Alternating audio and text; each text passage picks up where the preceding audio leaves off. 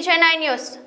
నంద్యాల జిల్లా పాములపాడు మండలంలోని వాణాల గ్రామంలో ఏకకాలంలో 3 ఇళ్లలో దొంగలు తమ చేతివాట ప్రదర్శించి అందిన కాడికి దోచుకుపోయారు. కాయా కష్టం చేసి వచ్చిన సొమ్మును బీరువాలో ఉంచారు. అయితే ఆ సొమ్మును బ్యాంకులో వేసి తిరిగి పంటల సీజన్ వచ్చే నాటికి ఖర్చు కింద వాడదాము అని అనుకున్న వారి ఆశలపై దొంగలు నీళ్లు చల్లారు.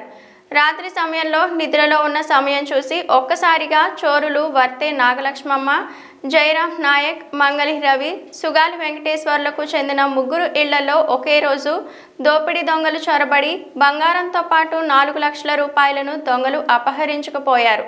సమాచారం తెలుసుకున్న పోలీసులు క్లూస్ టీంను రంగంలోకి దించి కేసు నమోదు చేసుకుని దర్యాప్తు చేస్తున్నారు. ఏం దొరికింది వాళ్ళకి? పోలీసు వాళ్ళకి స్టిక్కర్ మామూలు ఇంట్లో కతికించుంటుంది. పొద్దున రావని అంట చూడు పోలీస్ స్టేషన్ కాడికి.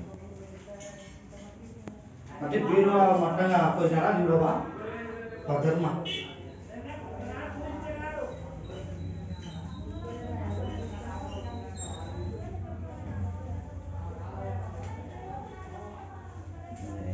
పోసినారు. ఇది పోసినారు బాబా, ఏం అంటే వేసిపోయినారు.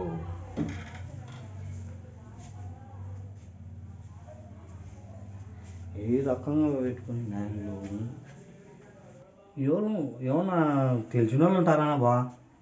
ఎవరన్నా తెలిసిన వాళ్ళు ఉంటారా? ఎవరు నువ్వే ఏమన్నా దాని పనులు నట్టుకొచ్చింటు కదా మన